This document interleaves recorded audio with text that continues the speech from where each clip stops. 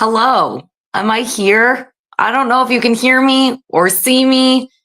I have just spent the last 40 friggin' minutes trying to deal with internet issues, and I'm on my cell phone right now, and it probably looks like shit.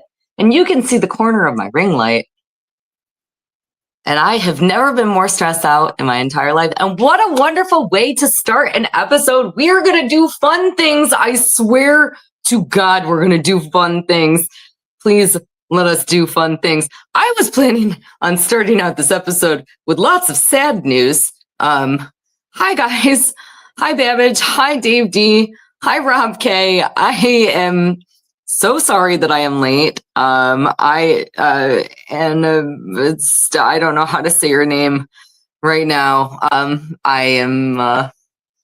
I'm having a day, a night, everything. All right, let's start out with the sad stuff. We're going to do a movie haul. We're going to do it. My cell phone might die because I didn't charge it because I didn't think I would need to use it for this situation. But this is where we're at. So happy Tuesday, everybody. I hope that you all had a wonderful Memorial Day. I know that I did.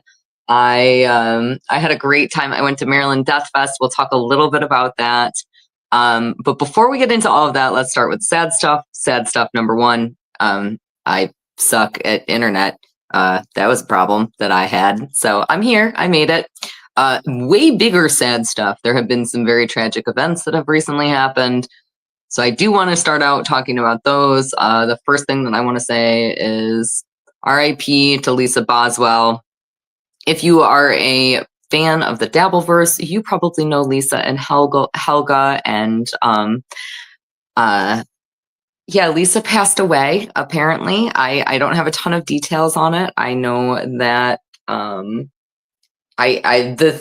word on the internet is that maybe it was related to some troubles with an UTI. I believe that Helga is talking about it, so it seems like it is a real thing that is happening. It is extremely, extremely sad to hear about Lisa's passing. Lisa has made so many of us smile, myself included, on many occasions, and I had the extreme honor of getting to work with her one time. But Lisa and Helga are heavy hitters in many ways, in many silly ways. They sure knew how to do what I'm doing right now better than I know how to do it. I wish that I smoked the green stuff so that I could light one up for Lisa right now. So I would implore you, if you're watching right now, please go do that in honor of Lisa. I intended to have a drink here to drink to her, but again, I had some issues. So RIP Lisa Boswell, extremely sad news. Wonderful, wonderful human who may be one of the most interesting people in the world. Perhaps we'll learn a little bit more about her in death than we ever did in life. And that is a sad fact about things that happen with people. I have had a couple of other friends pass away recently. So I just want to say that I am thinking about both Chip and Kay. And in addition to that, I learned today that my cat, not Booger, Booger is fine. He's still a terror. He's terrorizing me right now. But my cat that I had for very many years, she actually passed away this morning. And I was going to share some pictures with you guys. Her name was Jelly, my little Jelly Belly. So we were gonna talk about that, and we were gonna do all those things. I'm a little sad today. Yes, Sean absolutely says gone but not forgotten. Absolutely, with both Lisa, with my kitty Jelly Belly, with my friends who have recently passed. I feel like everybody's kind of going through it right now. And that's just one of the things that happens in life, and it's tragic and it's sad. But we get to all be who we are at all times, and that's one of the most beautiful things about the world. There is a poem by Lawrence Ferlinghetti that it's called "The World is a Beautiful Place," because all of his poems are just the first line of his poem. But it says, "The world is a beautiful place to be born into, if you don't mind some people dying all of the time." And I think that that is accurate. We're extremely lucky to be in this universe. This is the most depressing fucking thing that I've ever done in my life. Why am I doing this right now? I am so sorry. I love you guys, and I'm happy that I made the internet work.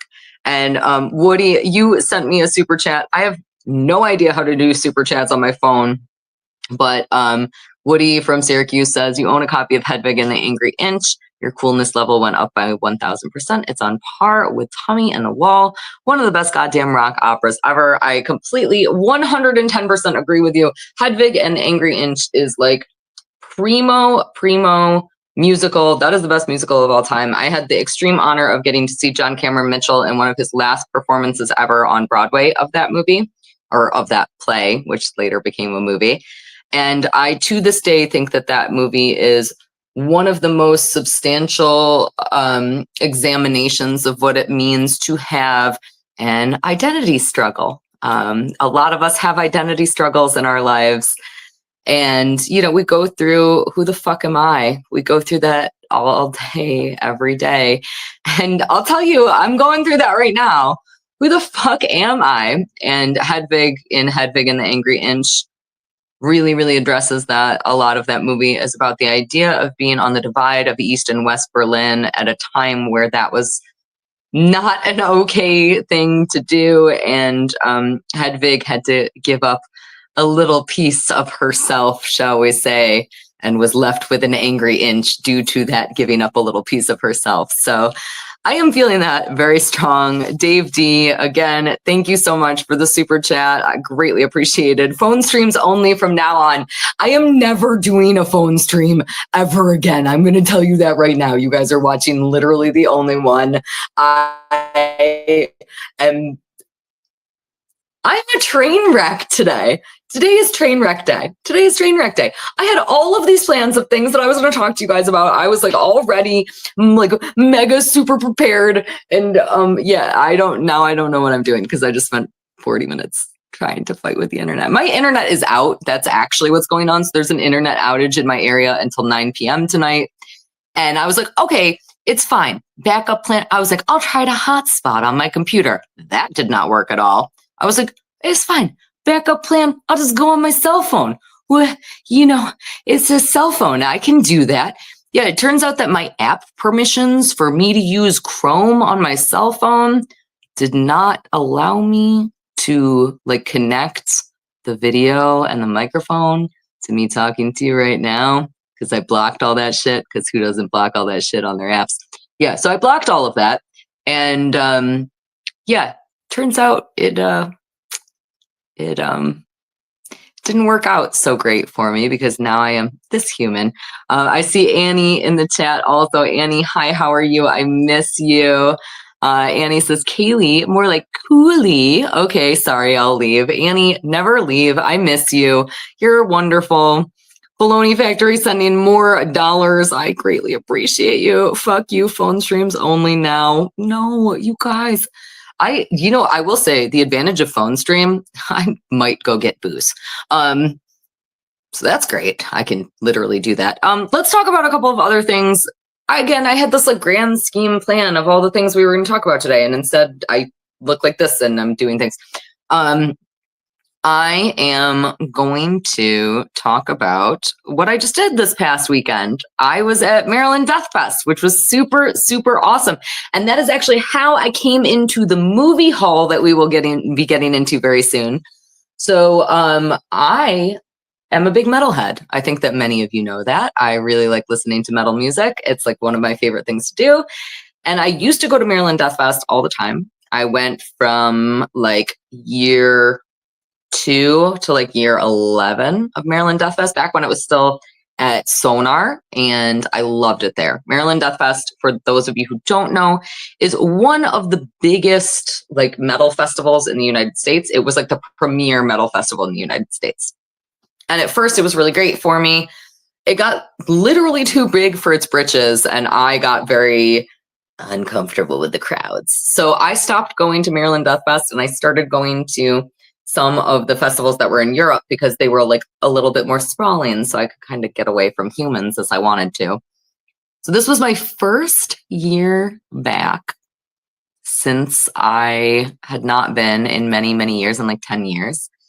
And it was great. I had a super fun time. I got to see a lot of amazing bands. I think probably the highlights for me were seeing the band Psy from Japan and also seeing the band General Surgery from Sweden.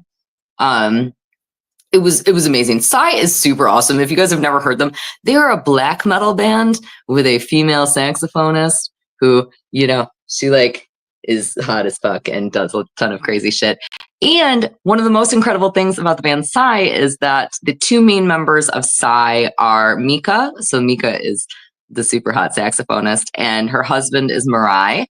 And the two of them actually have 2 kids now, and both of their kids were on stage with them, which was super cool. So their daughters were playing flute and bongos, and they did an amazing, amazing, amazing black metal set, and it was just super fucking cool. And then General Surgery was awesome. I love grind, so it was cool to see some of the grindier bands over at MDF. But what I really did at MDF, let's be honest, I love the metal. I love movies more. You guys already know that. You guys know that. So what I really did while I was in Maryland was go shopping for movies. So I got a bunch of movies from just like a Savers from a thrift store. It's fine. It was great. I enjoyed it. I got a couple of VHSs from a band at MDF. So we'll talk about that. But before we do that, let me read a couple of chats because I appreciate you guys hanging out with me here while we do whatever dog shit we're doing tonight. I it's lovely. Okay, so I am seeing lots of let's go see my fridge and my movie room. We might do that because again, I very well might go get some booze. So let's see what we see.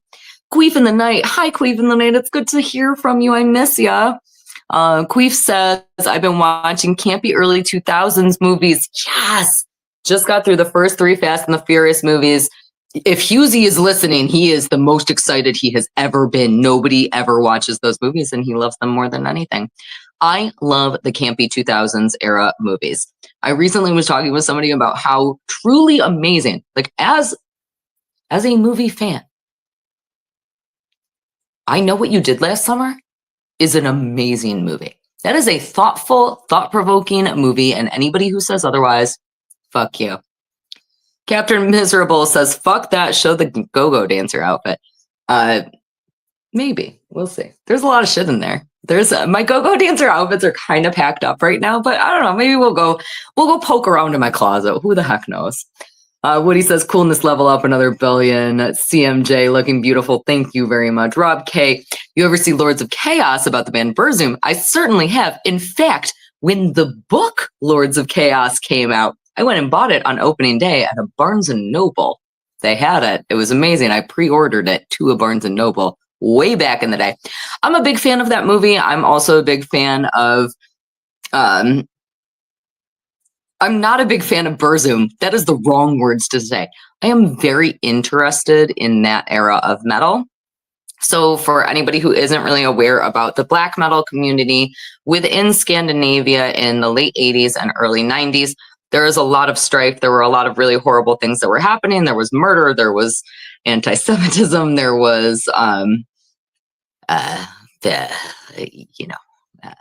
all the things. They did all the things. A lot of church burnings, although I'm going to be honest, I kind of supported that because, I actually went to the last time that I was in Norway, I went down to one of the churches that Burzum burned down, which was a really cool thing to be able to see. I thought that, which Culkin is it that's in Lords of Chaos? I actually thought he did a really, really good job. Those are very interesting stories to me, and I think that most people disagree with me on this, but I think that Lords of Chaos did a good job of representing what really happened. And again, tons of people disagree with me on that. I wasn't there. I don't know who ate whose brains. Like, I literally do not know what happened. I thought that it was disingenuous enough and also beautiful enough that it was really interesting. I'm going to get shit for this again. Somebody recently said in my comments, and I forget who you are, but Lords of Chaos was directed by Jonas Åkerlund. I'm covering my mouth as I say it because I'm saying it incorrectly. And he is a great, great director. Also the director of Spun, also did a ton of music videos and super, super fucking awesome. Annie saying hi to Circle Meat Factory. Queef saying more stuff. We got some Sean here. I watched Captain Ron last night and have a fan theory. Kurt Russell's character is a ghost in the movie and he haunts the Caribbean. Ooh, I love a good fan theory. Captain Miserable wants to know if the loudness was there. If not, I call fake Japanese metal. They were not there. Don't worry, there was plenty of fake metal up in that bitch. And I'll be talking about ghosts soon on Ryan Revolkin's podcast. So if you want to talk about some fake metal, there we got that. Babbage says, I love their hit Gangnam Style. I just recently asked all my work colleagues a question about Psy. That was the first ever YouTube video to hit 1 billion views. Fun facts, you know? Captain Miserable asked if I got crabs there. Only on one set of lips. We'll answer it that way. Baloney Factory says, get my charger. I probably should because I'm 100% going to run out of the things. I am getting encouraged to have a drink. So we are going to get a drink. Baloney Factory says, when you said Spun, I heard Spawn. I don't even know. Maybe I said Spawn. It's entirely possible. We're going to walk downstairs in my house. You guys are going to get to see some of my house. This is a doorknob that is broken. That is a movie poster. Let's go. We're doing this now. This is what my life is. Are you guys so excited? What do I have for booze? The answer to that is part of a bottle of wine. So we're going to drink this out of my refrigerator. You guys want to see inside my fridge? That was at least one comment. This is a very embarrassing thing for me because my fridge is a goddamn nightmare. I don't know how to turn. Can I turn around my camera? I can't. I don't know how to do that. All right, this is inside my fridge. There's some beers. There's some White Claws. These are soda waters. This is a bottle of fancy vodka that my friend was just drinking. This is cat food. That's a hamburger. There's more beer back here. Salad, like a fancy lady. And then over here, that's some leftover Taco Bell. Because I can't live without that. I can't. I just love it. I love it. I love it. I love it. All right. I now have this bottle of wine, or this much left of a bottle of wine.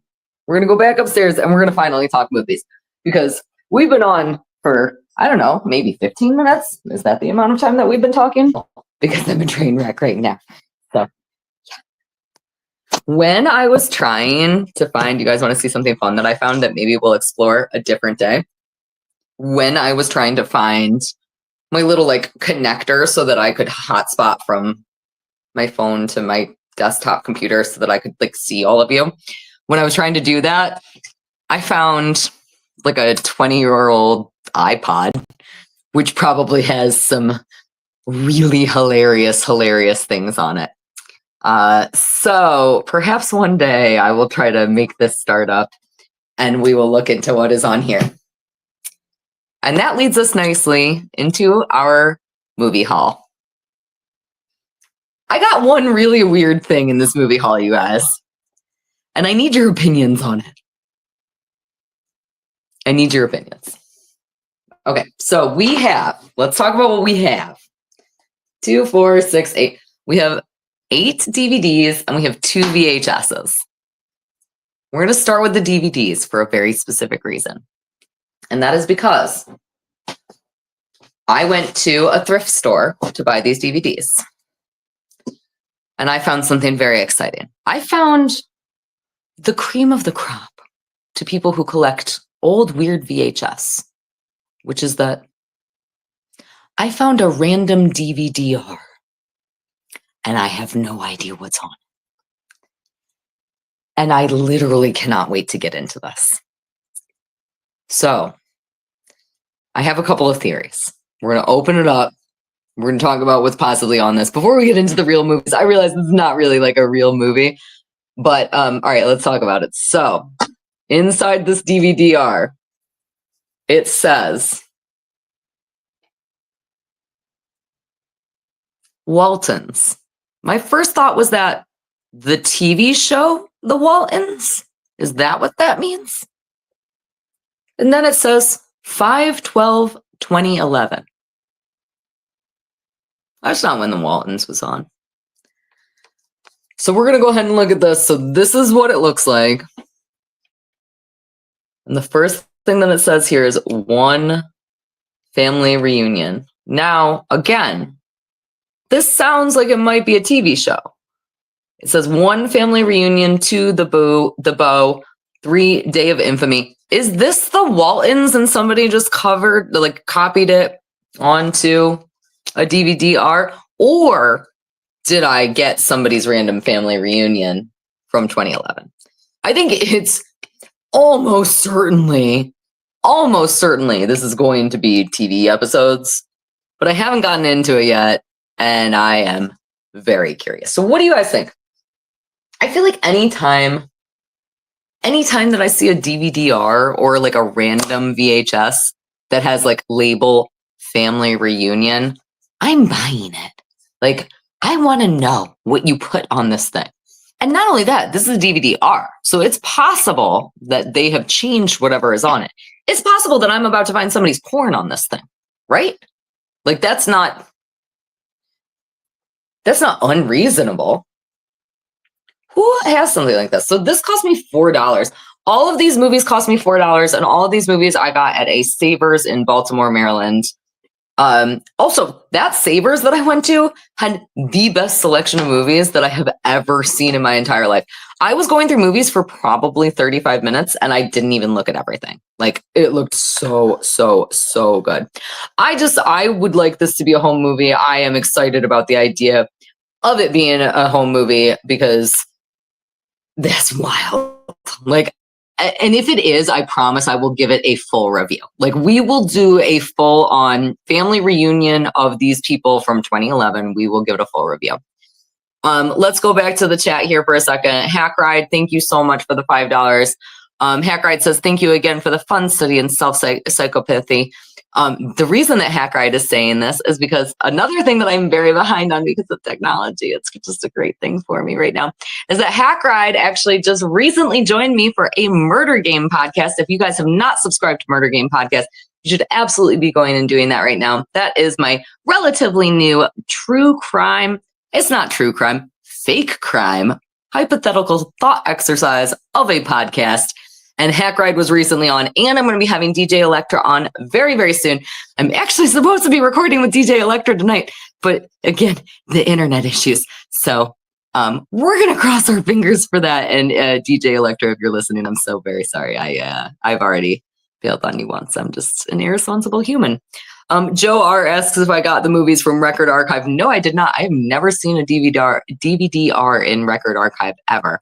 I feel like all the employees are snatching up the good stuff like that. Babbage agrees that it is a home movie. Baloney Factory thinks it's snuff. Captain Miserable says, if this is the pilot movie of the Waltons, I loved that when it was a kid. I am very interested in if that's what it's going to be. Woody thinks that it is John Boy's sex tape. Let me pray right now that it is not. I have lost enough already with Lisa dying today. I do not need to see Johnny Boy's penis. So if I put this on later tonight, please, let's not have that happen.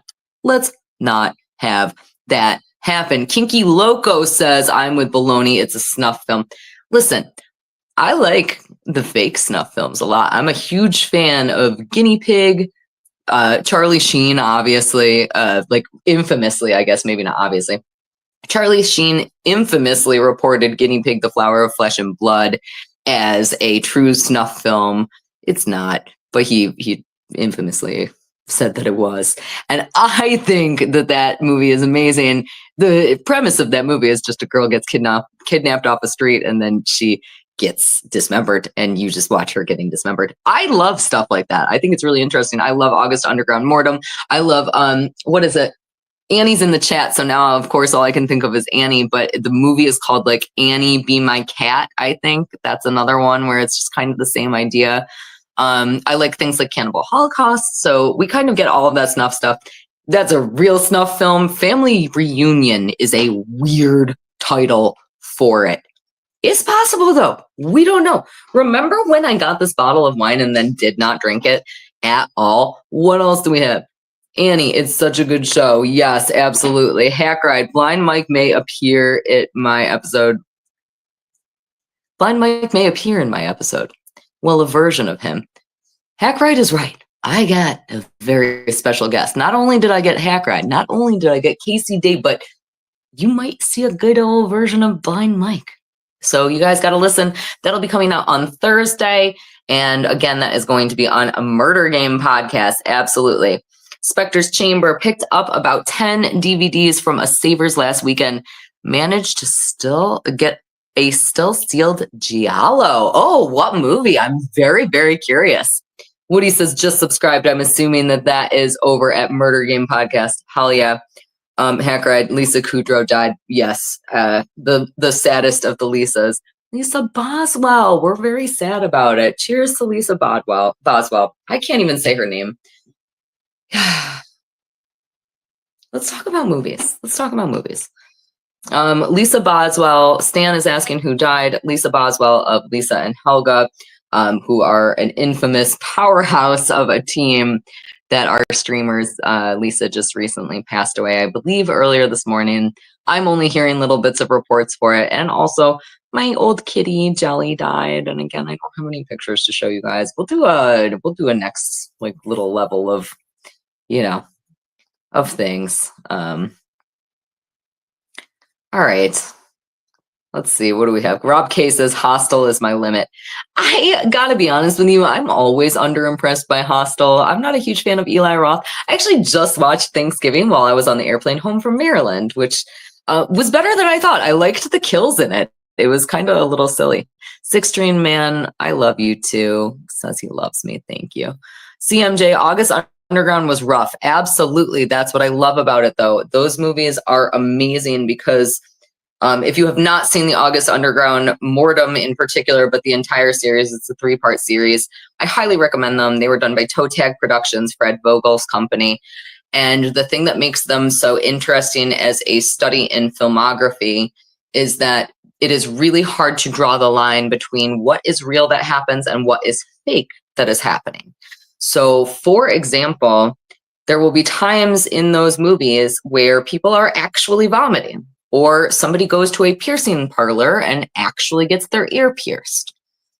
And then you see on-screen deaths, and your brain does not know how to separate that was a real piercing from this is a person fake getting killed. And so your brain, it goes really, really, really wild. And I think that they're really interesting movies. If you have not seen those, despite the fact that they are hard to watch, I would very highly recommend watching them. Adam Donnelly, how are you, Adam? I miss you. I miss seeing you every Tuesday. Adam says, Follow That Bird is a snuff film or snuff-y film. Isn't everything kind of a snuff-y film? I feel like it's a little bit. Serbian film is all fucked up, says Six Stream Men. Absolutely. All apologies, says R.I.P. Lisa. R.I.P. Lisa. Six String Man wants to know if Lisa was the violent one. I don't know that either of them were ever violent, but Lisa was, I don't know how to describe either Lisa or Helga. Lisa is nobody cares. I can't do it. You guys know that I suck at impressions. All right. Let's get back into movies because I got a bunch of them. There's a shark movie in here, and I was all sorts of prepared to not freak the fuck out about that, but now I'm gonna freak the fuck out about it. Before we get to the shark movie, we're gonna start with Chronicle. I picked up a copy of Chronicle. I love this movie. So good. I went and saw this in theaters. I actually took my friend's daughter and her friends to see this movie. They were like 12 or 13 at the time that I took them to see it. And there was like a little like jump scare at some point in it. And they jumped so high that their popcorn bucket flew everywhere. And that was like the first time. That's like a stereotypical thing that you see in like a movie theater or like you see it in a movie, or on a TV show. You never see anybody actually throwing their popcorn bucket. They actually did it during this movie. I think this movie is really awesome. I probably would have preferred to own this on a Blu-ray. Like, this is a very beautiful movie, and so it might have been nice to have in a little bit higher quality. However, for me, I am not a quality whore, so everything else whore, just not quality. This is directed by Josh Trank, and the description of it is, clear your thoughts for a mesmerizing mind bender. That is a really dumb description. I already hate it. I like this movie. I just hate that description. Seen through the lens of a troubled teen's video camera, yet filled with eye-popping action and jaw-dropping special effects, Chronicle is as real as it gets. When three ordinary high school friends make an extraordinary discovery, they acquire amazing abilities beyond their understanding. But as their powers develop, so do their darker sides. Fun, harmless pranks soon lead to much riskier activities as the boys' gifts and their lives spin dangerously out of control. So this is kind of like, I feel like a little bit like found footage-y, but it doesn't feel like, it feels like if I was about to say, it feels like if Cloverfield was a found footage movie, but it literally is. It feels like if 10 Cloverfield Lane was a found footage movie, which is a weird thing to say. Also, if you have not yet seen my review of Cloverfield with Husey, you should absolutely check that out because 10 Cloverfield Lane is coming soon. I'm just behind on editing. And I see that Donna G is in the chat right now. And Donna G just recently had a birthday. So happy birthday, Donna G. It is good to see you in the chat. I am happy to have everybody here again. Oh, no. I just tried to reload the site because, again, we're in the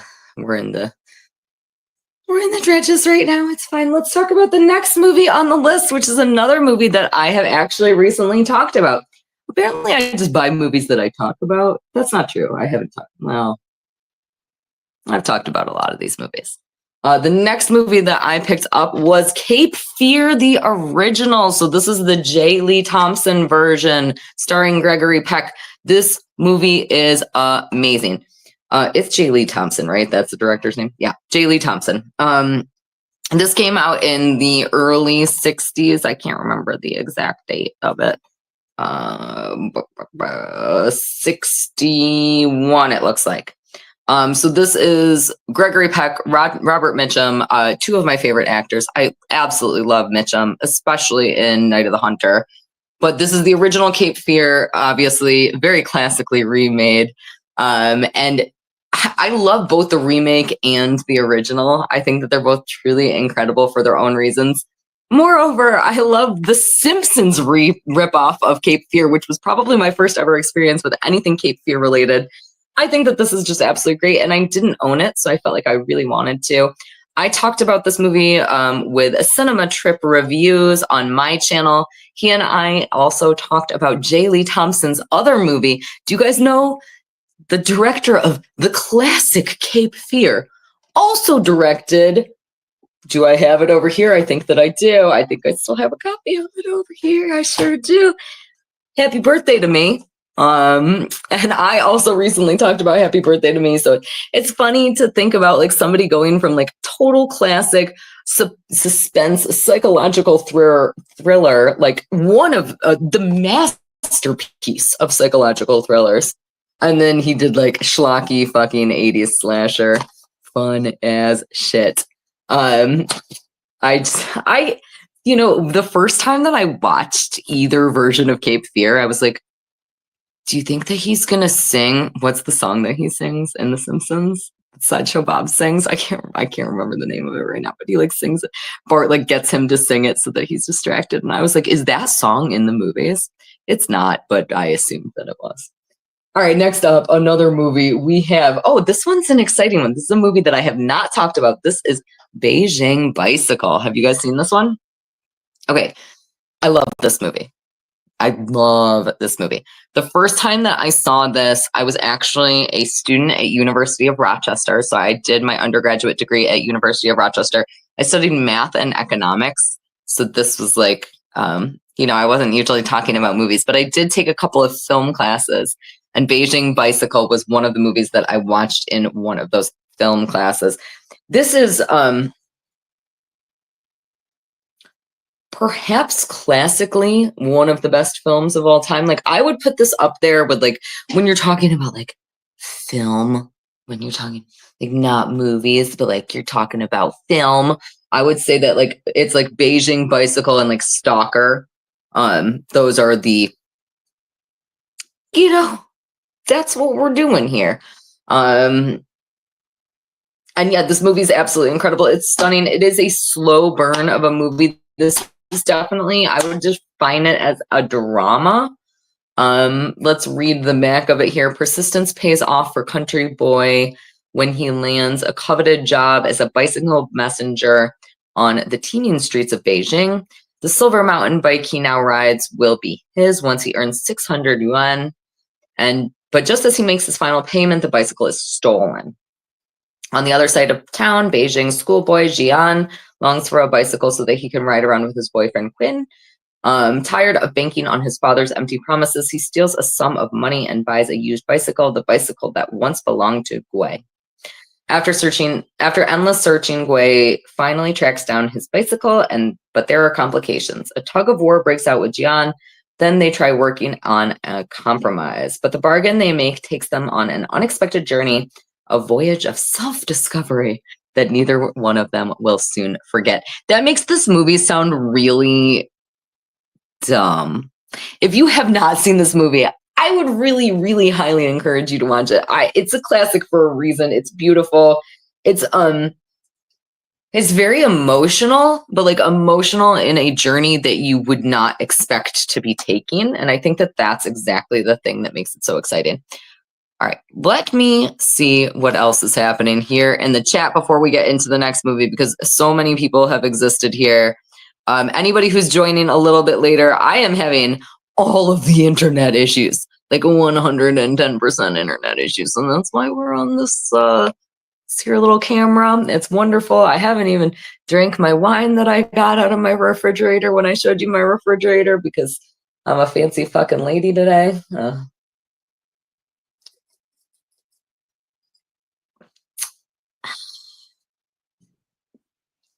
Let's read the chat. What do we got? Oh, Donna G is saying, thank you to everybody for the birthday wishes. Again, Edgelord is wondering if anyone got in on the Vinegar Syndrome sale. I did not. Vinegar Syndrome is hard because I feel like they have so much stuff that even I have never heard of. Like completely crazy. So I did not this year. I have gotten in on past Vinegar Syndrome sales, but I skipped out this year. Adam Donnelly says, love a scary John Goodman. And he is terrified in 10 Cloverfield Lane. Six String Man agrees John Goodman rules. Donna G says, thank you. Oh, you're so welcome. Donna G, you are just a lovely human, and it is so nice to see you in the chat. Rob K is also saying, Cape Fear is scary as heck. It sure is. Both versions are scary as heck. I said Fink because Edgelord next said that Barton Fink. Barton Fink. But also Barton Fink is freaking incredible. All Apologies is seconding me on the Mitchum idea. Heck yes. Captain Miserable says the scariest John Goodman was when he believably played a man capable of fucking that pig Roseanne Barr. Good sir. Also, again, I know there's some Dabbleverse people here and we all love the drama. If you have not seen Roseanne Barr's podcast, one, it's insane. Two, listening to her talk about the drama with the TV show The Connors, which was the spinoff of Roseanne. It's just called Roseanne. That is some bonkers stuff. Highly recommend. Also, one time my aunt gave me a copy of Roseanne Barr's music, like her album. That's also pretty wild. Maybe we should give that the once over. Woody says, sorry, gotta go. Have a good night. Talk to you later. Woody has a new job, so lovely to hear from him, and I need to catch up with him very soon. Rob K says, I'm surprised no one has remade Night of the Hunter. I am glad that they have not. I am a firm believer, as actually it was Frank Oz who said this. Frank Oz said, you don't remake a movie that is good. And when he was actually remaking the movie, Oh my God, what the heck is that movie called? You guys know it. Dirty Rotten Scoundrels. When Frank Oz was making Dirty Rotten Scoundrels, people were asking him. Dirty Rotten Scoundrels is actually a remake, which a lot of people don't know. It was a remake of a movie called Bedtime Stories. Bedtime Stories starred David Niven and why can't I remember anything today? The dude, you know him. He was horrible in that other movie with Val Kilmer. I am sucking at everything. Marlon Brando. I didn't go to Godfather. I went to that other movie where he was sucky with Val Kilmer.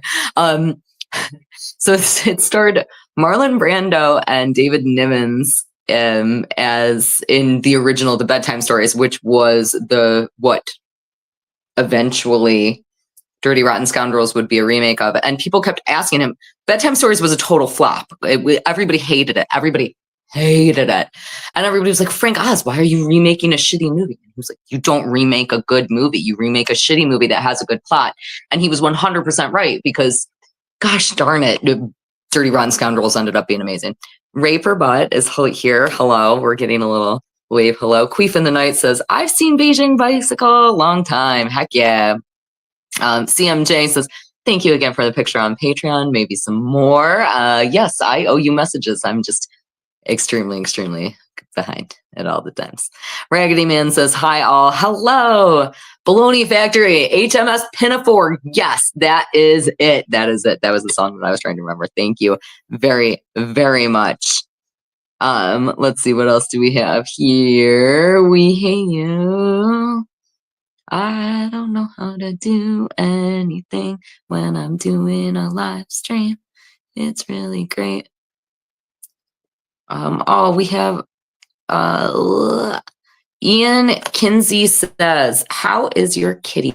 Booger is wonderful. He is sitting and looking out the window right now.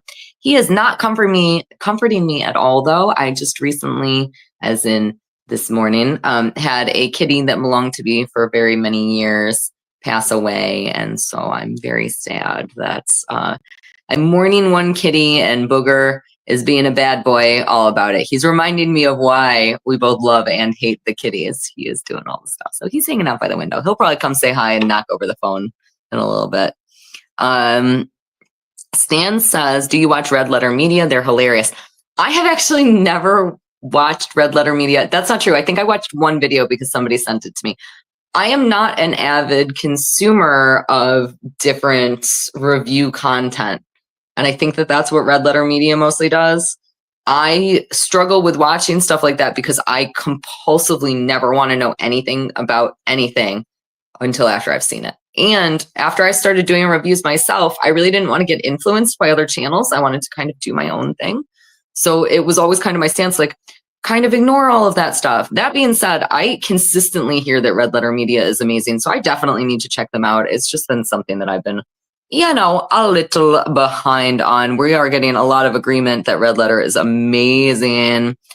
WJB94 says, you ever see Skinner with Ted Raimi and Tracy Lords? And the answer to that is no, and I'm not even aware of that. So I need to add that to my list, like, immediately. I really need to do that. Thank you very much. Everybody's reminding me. I was trying to remember David Niven and Brando and Island of Dr. Moreau. Thank you. Yeah, I have no memory at this point. Mac Douglas is saying, sup, trucker Andy. I can't wait to see y'all in Boston. Mac, we can't wait to see you. I am so excited. Scott DCP. Hi, Scott. It's nice to talk to you. It's nice to see you in the chat. Super informative and comfortable for an 18-year-old. That could be any of the movies that we've talked about. And Donna G, thank you so much. Again, I don't know how to put the super chats up on the phone, on my phone, on the screen on my phone, but thank you so much. Donna sent $20 and says, don't spend it all in one place. I'm absolutely going to spend it all in one place when I buy another bottle of wine to exist in this universe. It's going to be really wonderful. Actually, that's not even true. I'm probably going to buy more movies. Let's be honest. Captain Miserable, love Booger. I sure do too. He's gonna make me feel all better tonight after I finally relax a little bit. Mr. Smith says you need to watch RLM Ghostbusters 2016 Mr. Plinkett review. Okay, I will do that. I am going to put Red Letter Media's Ghostbusters 2016 into my queue. We will see. Ian Kinsey says, are you going to be at Niagara Falls Comic-Con this weekend? I am not a big Comic-Con person. I get really anxious in crowds. I know I started out this episode by talking about going to Maryland Deathfest, the biggest metal festival in the United States. But I get really anxious, especially at like Comic-Cons. Like, for example, I was gonna go to Chiller, where Stuttering John just recently was, and I decided against it because I just get really socially anxious in the crowd. So, Edgelord sending $2. Thank you so much. Red Letter Media, best of the worst. Thank me later. Okay, I will do that. Absolutely. Stephen Hildebrand, thank you so much. Mr. Smith says, is your phone a Nokia? It is not. It's just, I have a lot of internet issues tonight. All right. Stan is agreeing. Best of the worst is a great binge watch. Okay. All right. Let's get back into movies. Next up, I have 2 remakes of classic movies. So we had the original Cape Fear, and now I have a remake. And when I move this remake, the next movie down is going to be a shark movie, which means I'm going to stare at a shark. And if you guys know me at all, you know that I have an extreme paranoia to an unhealthy extent about sharks. So before I move this movie, more wine so that I don't die. I have a love-hate relationship. A love-hate relationship with sharks. I really love shark movies, but they actually scare the shit out of me. I'm going to just flip this movie upside down before I have to stare at it, because we'll never talk about the movie before it if I don't do that. So we're just going to do a little flippy flip. Oh my God, I literally can't pick it up. Okay. All right, we got it. Okay, it's flipped over. Before we get into the shark movie, we have the remake of Taking of Pelham 1, 2, 3. Yo, this movie is a great remake. Talk about things that are hard to remake. The original Taking of Pelham 1, 2, 3 is one of the best 70s movies of all time. I have a love affair with movies from the 1970s, and the original of this has some of the best sequences of all time. It takes place almost entirely on a subway, and it is like, you're claustrophobic and you're freaked out and you have no idea what's going on, and there are these beautiful conversations and beautiful interactions, and yet you are on the edge of your dang seat. So this is the remake. It stars both Denzel Washington and John Travolta. John Travolta being John Travolta. This says New York City is about to be taken for a ride. I want to know who writes the backs of movies. Like, I hate whatever PR company you guys are doing. I hate it. I hate it so much. Okay, it's just an ordinary day for subway dispatcher Walter Garber, Denzel Washington, until a vicious gang of criminals led by the mysterious rider, John Travolta, hijacks one of the city's train cars. The ransom? $10 million. The deadline, 1 hour. Now Walter is thrust into a race against time to save the lives of all the innocent hostages on board and stop Ryder from getting away. The director, Tony Scott, R.I.P., and screenwriter Brian, I don't know how to say that last name, I'm very bad at names. Helgeland. Oh, that makes me think of Lisa Boswell. Helgeland. It's not, but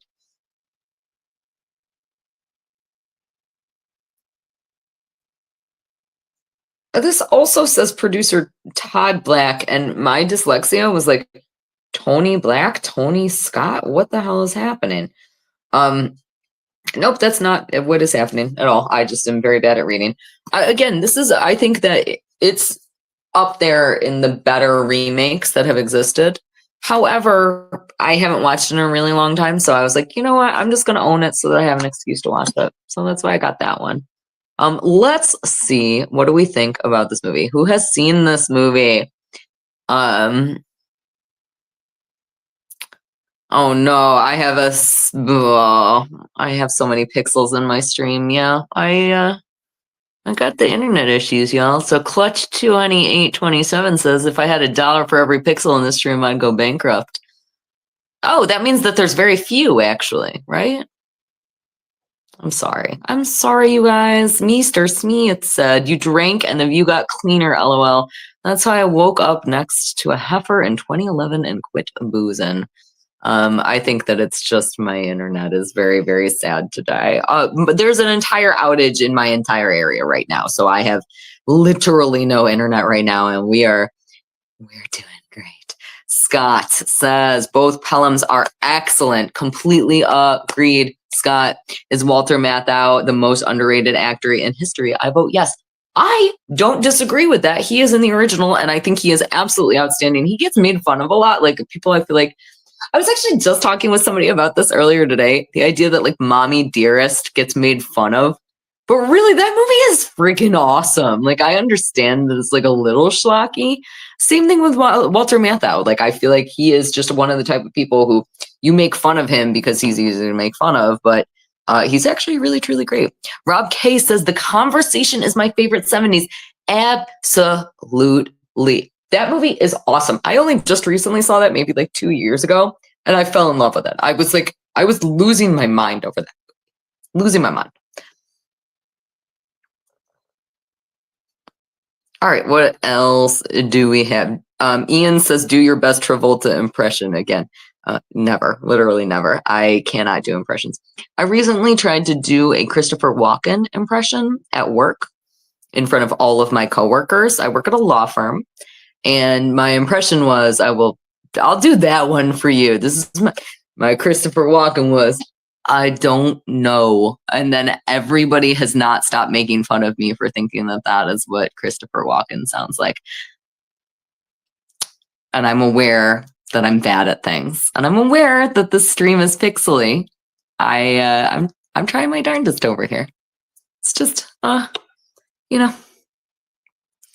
Clutch says, just funning with you. Your stream is fine. Thank you. Let's hope that that's accurate. Adam says, Matt, that was king. Completely agreed. Absolutely. Oh my God, we're all loving it. Meester Smith says Carl hogging up all the Wi-Fi in Rochester for 17 different shows. Dude, I got more shows than he does these days, which is absolutely absurd. But yes, he is hogging up all the Wi-Fi. Let's all blame Carl for this. Please. Let's not actually. He's a wonderful human. I miss Carl. I haven't seen him in a little while because we both recently vacationed. We are talking about, what else do we have? Charade with Matthau. Absolutely. Truly incredible. Captain Miserable says, disagree. Travolta is horrible unless you watch him ironically. He was pedestrian at best in Pulp Fiction. Sam Jackson is the one you quote. Absolutely. I do agree with that. I do think, however, he is good in Pelham 1, 2, 3. I do. Thank you, Babbage, for supporting me. He says, whoa, I thought Christopher Walken was in the room. I know, y'all. It's just that great. Jody B. Lucky says, face off rules, fuck yourself. Well, I don't know that I agree with that. I know that Tony from Hack the Movies would agree with you. Edgelord says Captain Miserable is right once again. Meester Smith says Travolta was hilariously awful in The Punisher. And Jody B, we are back here with I love Walter mostly as an old man. I love him as everything, man. And thank you very much, Ray Butt, for the $2. Carl's club foot is blocking the internet. It could be his teeth. We don't even know. I almost just knocked over my wine. Let's drink more of it. And that is going to prep us nicely to get into the shark movie. I really like this shark movie. I just am afraid to physically pick it up.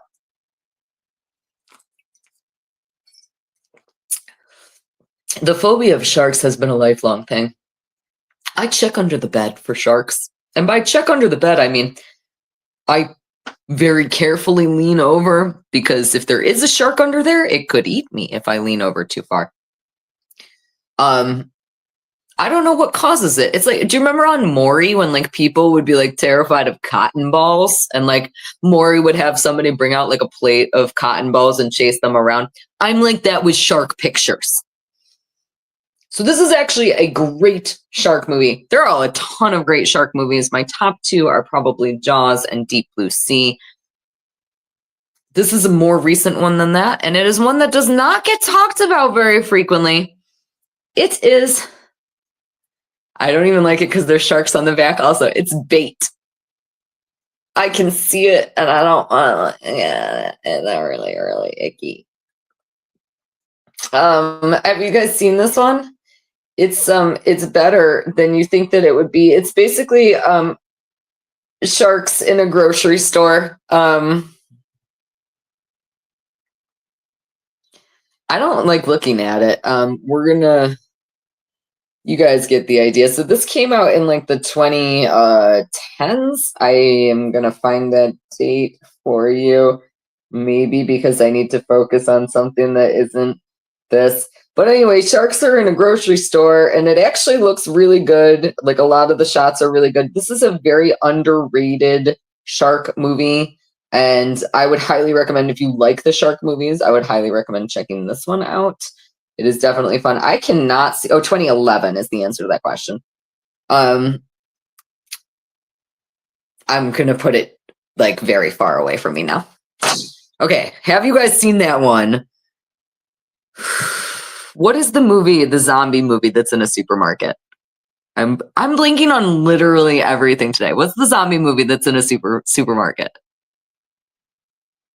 I know you guys know this.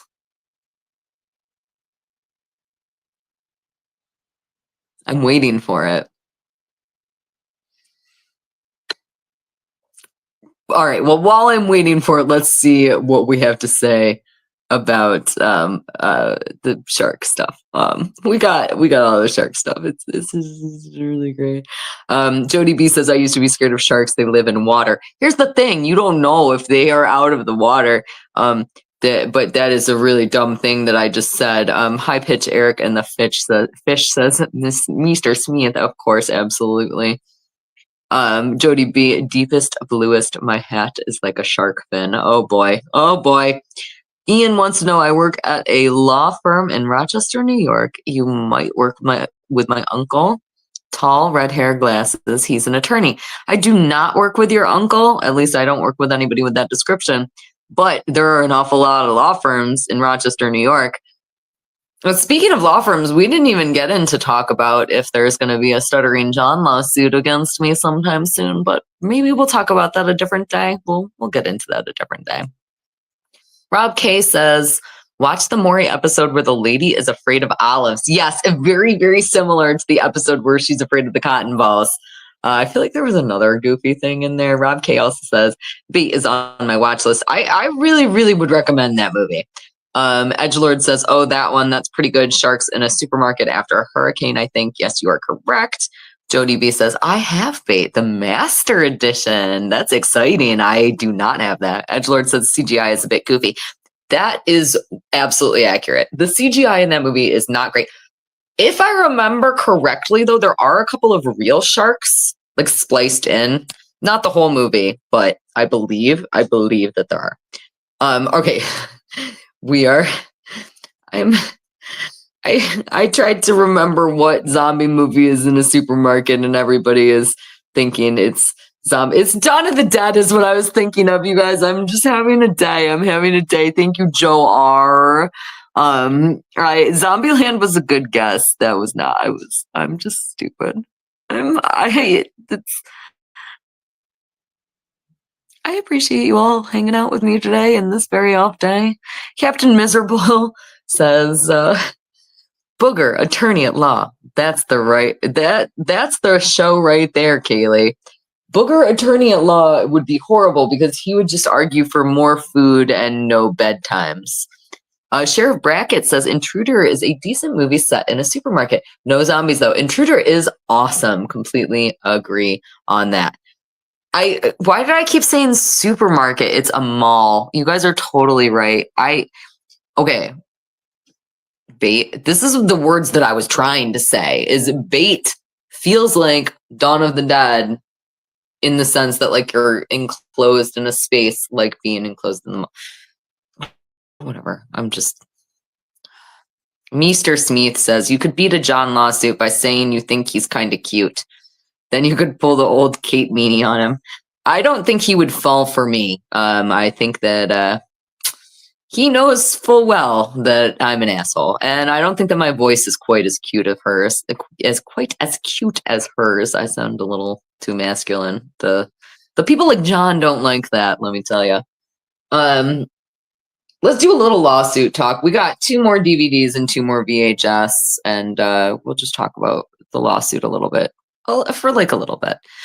There has been a lot of talk about if there is going to be a lawsuit against Who Are These Podcasts, as well as against the Shuli Network for the Dabble House event that we did in Florida. So we recently did a Dabble House, and the intent of that event was for us to be discussing the private conversations between Stuttering John and Kate Meany. And so we reviewed those conversations, we had discussions about them, and there has been some talk that Stuttering John is planning to sue us over those conversations and over that event. The mastermind behind this lawsuit, of course, is going to be Vince the lawyer. And my opinion on this potential lawsuit has always been that Vince the lawyer really likes to watch. He's like in being there, you know, I want to watch. He wants to watch. He is the ultimate voyeur of voyeurs. So if he is going to convince John to file a lawsuit against all of us, it is my strong belief that he will intend to file the lawsuit at a point in time where we can all be served personally when we are doing a live event. I actually had a prediction that there would be a lawsuit just prior to Hackamania 2, which just took place a couple of weeks ago. And that did not happen. We did not get served in Las Vegas when we were there for Hackamania 2. So because of that, I don't think that a lawsuit is coming. I think if a lawsuit is coming, that we are going to all get personally served when we are in Boston for Who Are These Podcasts, along with Dick Masterson and his podcast. My brain doesn't function anymore. Worst Problem in the Universe. There we go. I got there. It was fine. We are going to be live on June 21st in Boston. If you are going to be in the Boston area, grab tickets. It might already be sold out, but if it is not, then you can absolutely get tickets over on watplive.com. Is I think the URL for it. I'm pretty sure. I'm just full of confidence today. I can't even remember the names of movies. I forgot that movies. I forget. Jesus Christ! I'm gonna stop saying words. Yeah, come see us live in Boston is my point. I don't remember how I got there. Andre is pointing out my Rochester modem dial-up. Yeah, no, it's my internet is fully out. The fact that I am talking to you at all is a true miracle. Babbage says, send all your free AOL CDs to Rochester. I will take them. I will 100% take them. Greg is agreeing with me. Yes, I did finally remember it, but biggest problem in the universe. That was where I was leading to. Why did I start talking about that? We don't even know. It's like, it's completely, it's gone. All right, let's talk about our last couple of movies here. Next up, this is another movie that is a remake of a classic, and I think it's a pretty good remake. So I recently talked about this on Making Tarantino podcast. At least I talked about the original. I have not yet talked about the remake of Straw Dogs, which is shockingly good.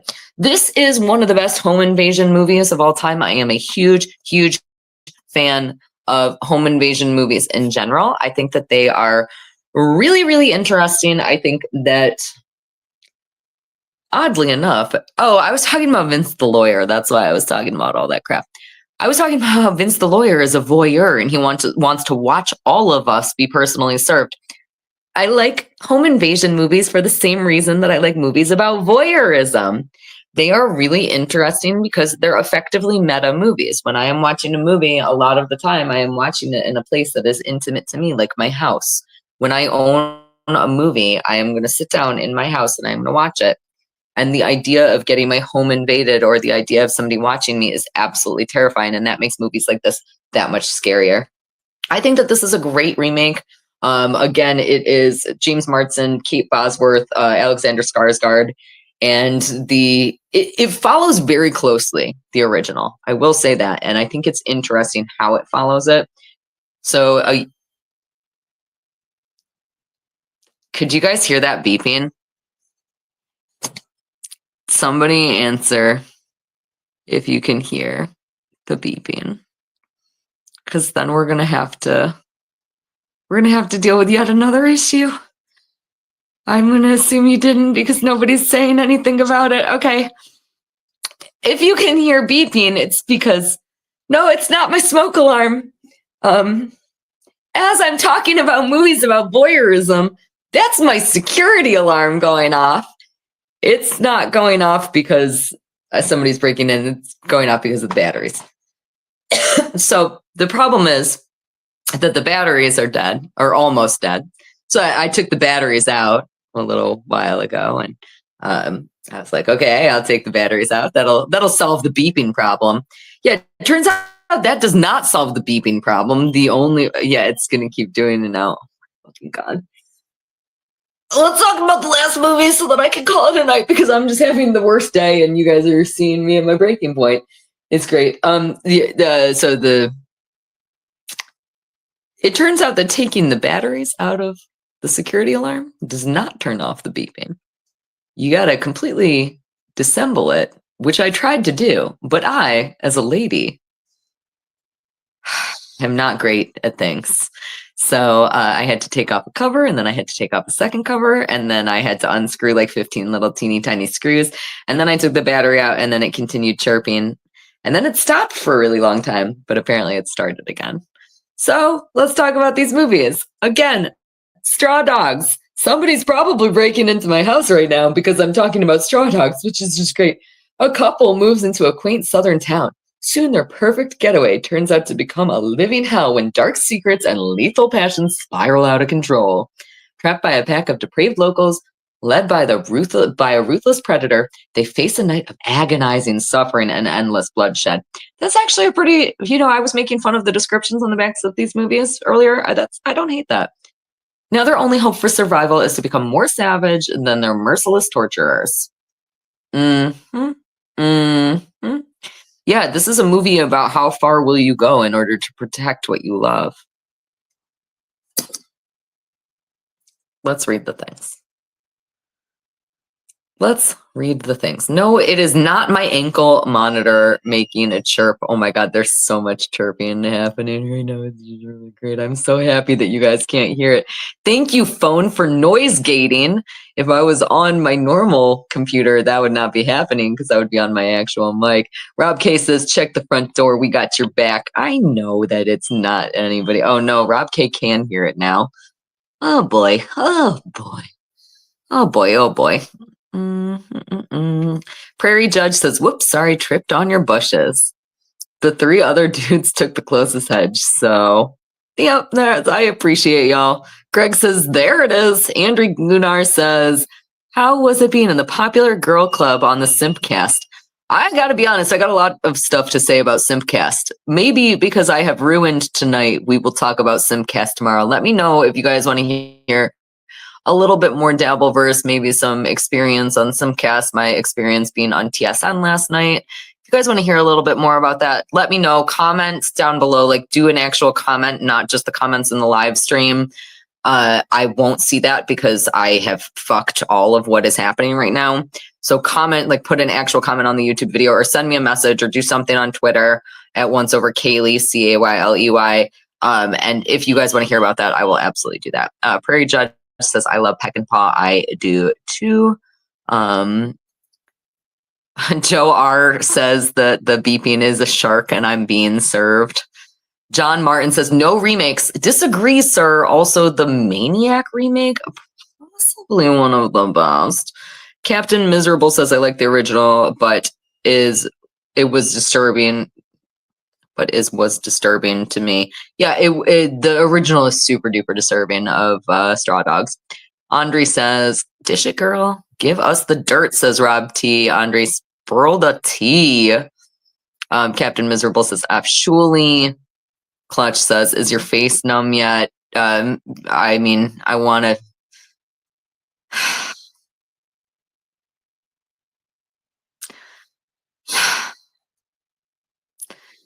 Ian says, I didn't know you were on TSN. Were you a fan of Michael Landsberg's show Off the Record? I have listened very, very little, so I cannot say that I was a fan of that. But let's talk about our last DVD here before we get too annoyed by the beeping, and it is the childhood favorite of all. It's American Tail.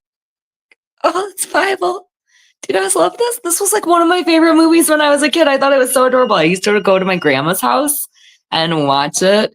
All the time. I thought that it was absolutely amazing. I thought this was so super duper cool, and I loved it. And this is what we're gonna do, because I just dropped the whole stack of DVDs.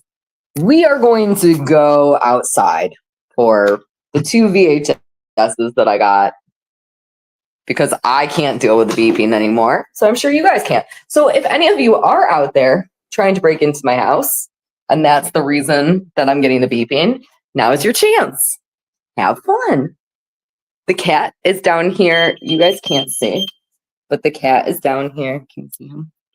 There's Booger. He's being very upset about the fact that there is so much beeping happening. My life is good. Everything is good.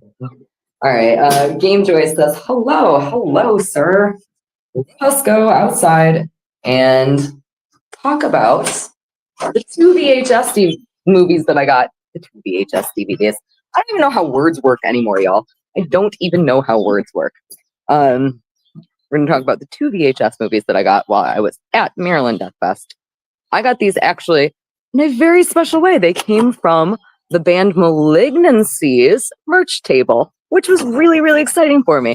So these actually came from Malignancy. I love Malignancy a ton.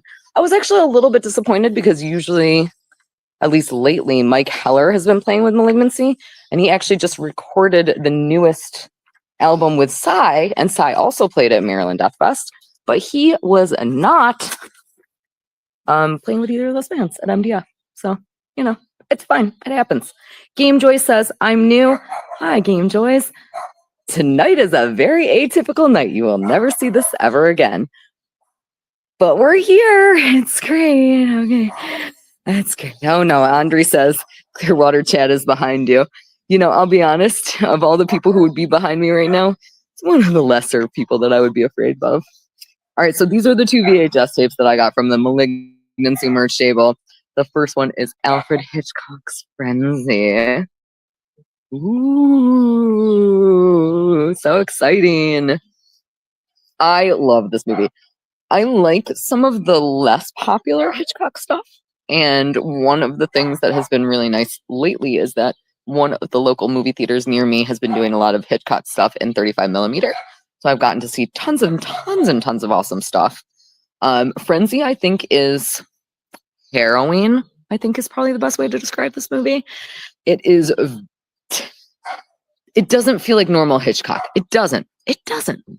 So this says, in modern day London, a sex criminal known as the Necktie Murderer has the police on the alert. And in typical Hitchcock fashion, their trail is leading to an innocent man who must now elude the law and prove his innocence by finding the real murderer. John Finch, Alec McGowan, and Barry Foster had this British cast in this thriller that alternates suspense scenes with moments of Hitchcock's distinctive black humor. So that was a movie. I see that you guys are commenting about my house. Yes, we can roast marshmallows. I have this beautiful fire pit. You guys want to see my fire pit? Look, that's my fire pit. That's my wood that I have not wooded with.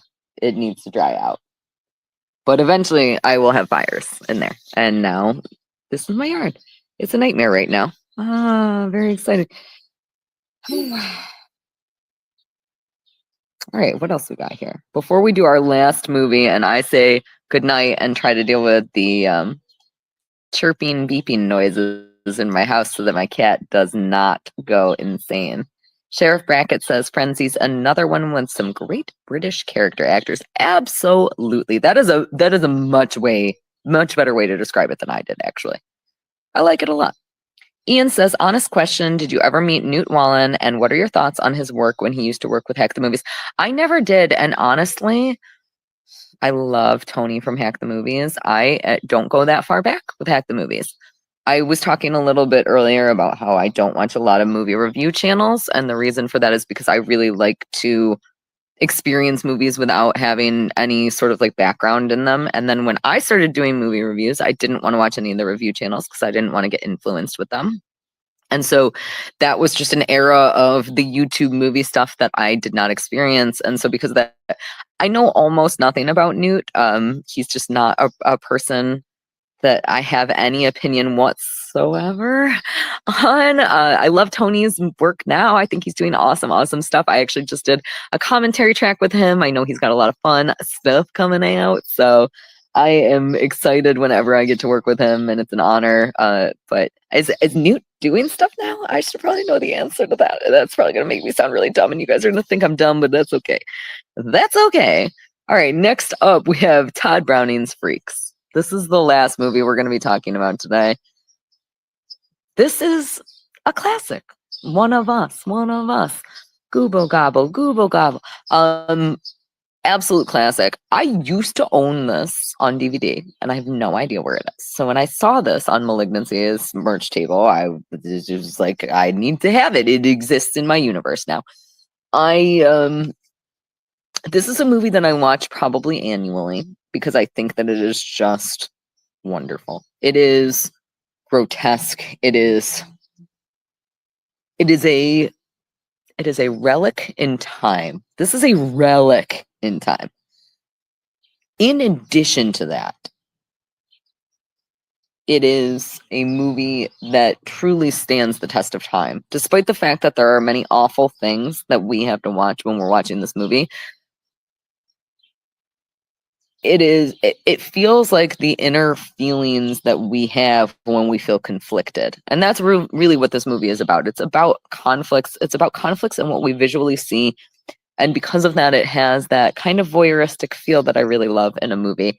So I love this one. Let's go ahead and read the back. It says, among classic horror films, Freak stands alone as one of the most grotesque and the most controversial.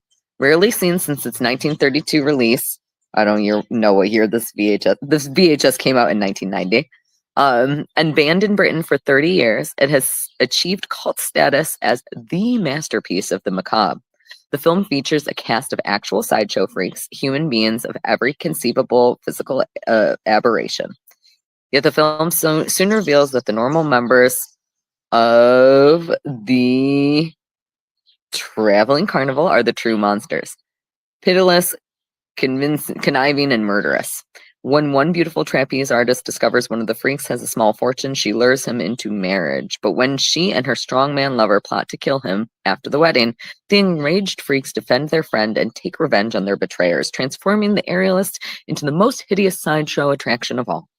From the acclaimed director of the original Dracula, Todd Browning, Freaks is a fascinating drama of prejudice and injustice with a provocative and timeless moral.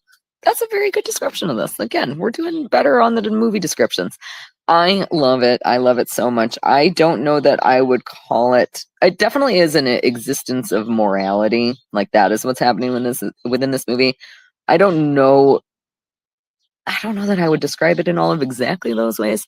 Another fun fact about me that if you guys remind me to talk about, I already forgot what I said I would come on and talk about tomorrow, but if you guys remind me what I said I would come on and talk about tomorrow, another thing that I could possibly talk about is my time as an aerialist. I used to do aerial silks somewhat professionally. So if you guys want to hear about that, or maybe see some pictures or videos or things like that, we could do that as a makeup for the fact that I am full of pixels and beeping tonight. Let's go ahead and read just a couple more chats, and then I'm going to say goodnight. because one, my phone is going to die, and two, I, yeah, we're doing great. Prairie Judge says Freaks is honestly still underrated. Completely agree. Captain Miserable says Gabba Gabba Hey Origins. I think that's from the Yo Gabba Gabba show. Is that correct? Andre says Freaks, the WATP story. Absolutely. We are the island of misfit toys over here, as exemplified by tonight's live stream. Sheriff Brannick, says that the Freaks DVD has great commentary. Yes, I remember that. I just wish that I could find my copy of it. Clutch says my VHS tapes are baking in storage. I am always terrified of my VHS tapes just completely getting destroyed, but it happens. That's one of the reasons that media is incredible and we should all be owning it all the time. Rob K says, oh snap, Freaks is so wrong, but it feels so right to watch. Captain Miserable, I don't want to be a pinhead no more. Dame Taft, thank you so much for the $2 super sticker. I'm so sorry I don't know how to put it on the screen, but thank you very, very much. It's nice to see your face in the chat. I got to talk all about the metal, which I know you also love. Andre says the scene with Lady K is especially traumatizing. Come on, nobody is as horrifying as him in that movie. Rob K, The Simpsons parodied Freaks recently. It was hilarious. I completely agree. The Simpsons did a great job on that. Captain Miserable, Terror Comes to Tiny Town next. Captain Miserable, South Park did it. And Andre, that's what I said that I was going to spill the tea on Simcast. We'll talk about Simcast. We'll talk about my aerial stuff. Can somebody please put that in a comment, actually? Because if I see it on the YouTube comments, then I will remember. I'm going to talk about Simcast. I'm going to talk about aerial stuff. And I will talk about more lawsuit stuff. Ian is reminding me as well. I will talk a little bit about my legal profession and what my background is with that, because I think that that's interesting. Maybe. I don't know. We don't know. But yeah, we'll do those things. I'll catch up with you guys tomorrow.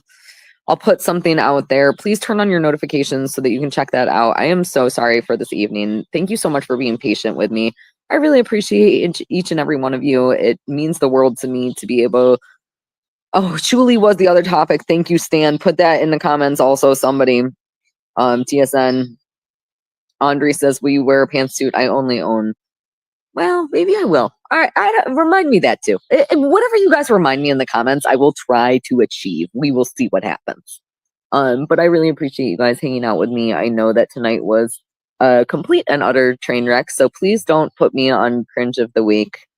I would really appreciate not being a cringe of the week. I am cringing enough for all of us. Don't you worry. But I appreciate all of you. Thank you guys so much for hanging out with me, and I will probably see you tomorrow. So have a great night. Thank you so much. Oh, and happy Memorial Day. I'm so sorry I don't think that I said that at all, but I hope that everybody had a very thoughtful and wonderful Memorial Day. So I'll talk to you later. Thanks so much. Bye.